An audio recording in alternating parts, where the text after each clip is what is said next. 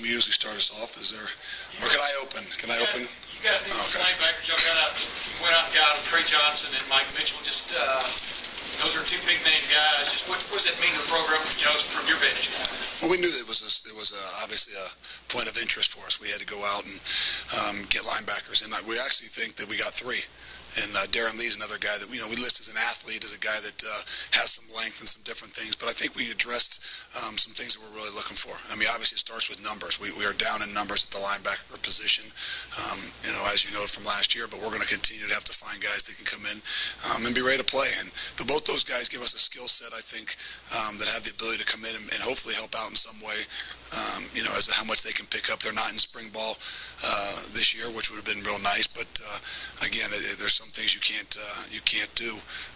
But I think that both those guys are going to bring something to give them ability to hopefully help us. Hey, real quick, Worley though, where's he?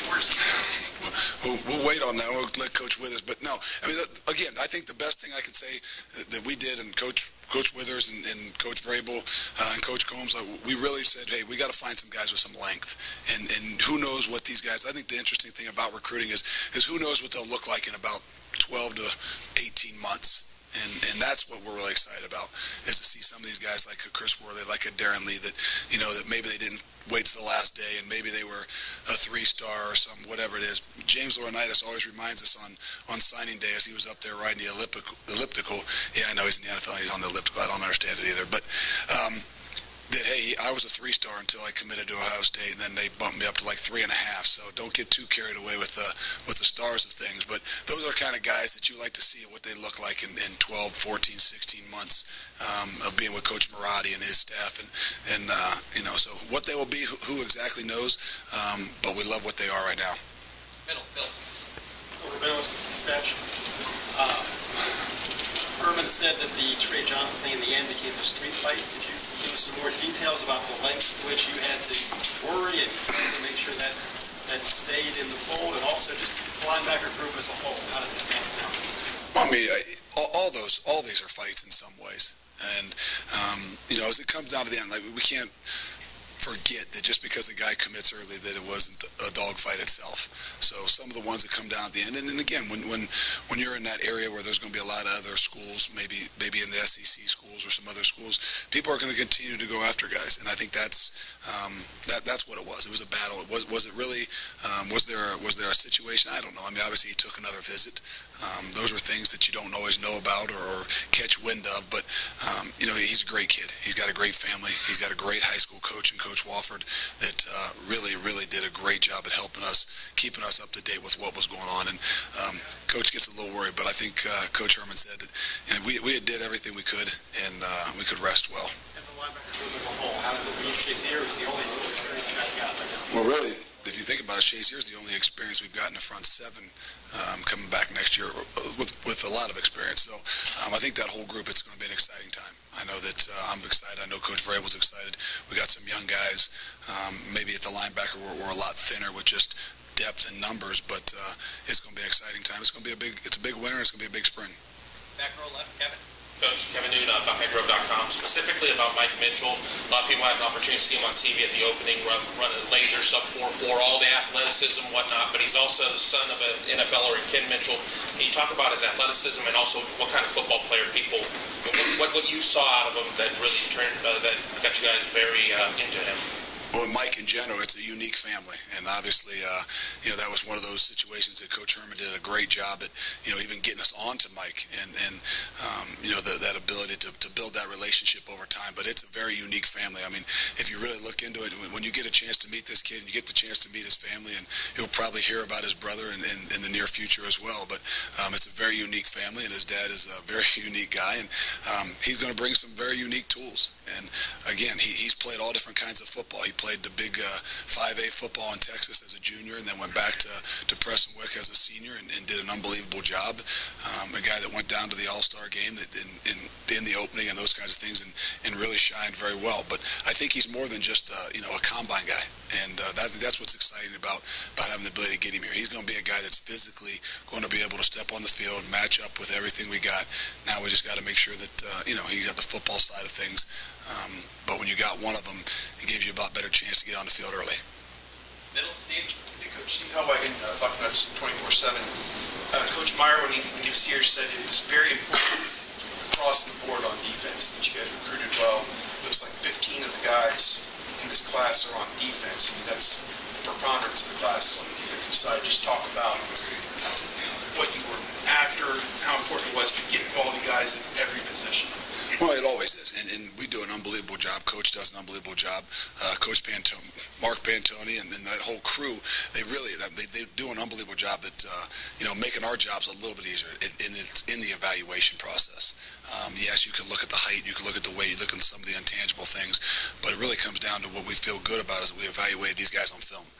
And that's what's hard to do in today's day and age sometimes, because as you get into your season, you're just calling guys and you're recruiting them, but you don't continue to watch them to see how they've developed throughout their senior year as well. And I think that's one of the great things that we've done here with having some of the resources to continue to watch those guys throughout their senior year to see what you're getting and see how that guy is maturing and what to expect. So believe me, we believe that we've done the best job in finding the guys that we needed to target and go and get them. I want to ask about Darren Lee. He said you were really involved, Everett Withers was involved with him, and he said that you pushed hard for him to get his offer after camp last year. Just, what do you see with him and kind of the anomaly? He's the only guy from Central Ohio. I mean, ordinarily you'll take 3, 4, 5 guys from Columbus. He said he's the only guy this year from this area. I don't think anything has changed in the idea that our 250-mile radius is going to be where we do our best job, and sometimes you know the most about those guys, and it was just one of those years. We did our evaluations, and it's an imperfect science. But, there's a kid that came to camp not just once but twice. He worked with Coach Withers one camp. He worked with me another camp. He was dying. He wanted to be a Buckeye, and he was willing to come and work and prove it and compete against everybody. And when we asked him to come back for a second camp just so he could compete against some other guys that we had offered, he didn't bat an eye at it. And I think if Coach Myers ever talks, he's not always looking for that guy that ran the 4.4, that guy that jumped 38 inches or something. He wants that guy that hey, I'm not quite as fast, I'm not quite as big, but where's the battle? Where's the fight? That guy that's ready to compete, that competitive spirit. And I think that's what we loved about him. Last two for Coach. Austin Ward, ESPN.com. You referenced wanting to see, you're talking about the linebackers, 12 to 14, 16 months, the way they develop. You guys also signed a handful at that position a year ago. Is there something unique about playing linebacker that takes some time to develop and really show up and make an impact out there? I think it is. I think, I try to say that it's the quarterback of the defense. He really has to be coordinated with the guys up front and the guys behind. And in today's day and age, some of these guys, some of them are great athletes. Maybe they're playing running back. Maybe they're playing quarterback. Maybe they're not, solely a linebacker. So their development in the game of football sometimes is what makes it difficult. These guys that come in and have got great size, speed, and different things like that, sometimes it takes them a little while to learn the game. And, and then to have a guy next to you, if you've got one right there in the middle that can get everybody lined up or something, just like what happened with Zach Bourne. I mean, he made Ryan Shazier a better football player when he came in there, because then Ryan didn't have to worry about who was next to him. It's a confidence builder. It's one of those things that I try to say it. I know it's tough to play safety. I know it's tough to play D-line, but the guy that you got to have is that guy in the middle that can at least get people lined up, get you checked, get you to do some things. And I think our guys got to realize that as much as a quarterback has to prepare, a linebacker has to do the same. Yeah, I mean, I don't see why they can't.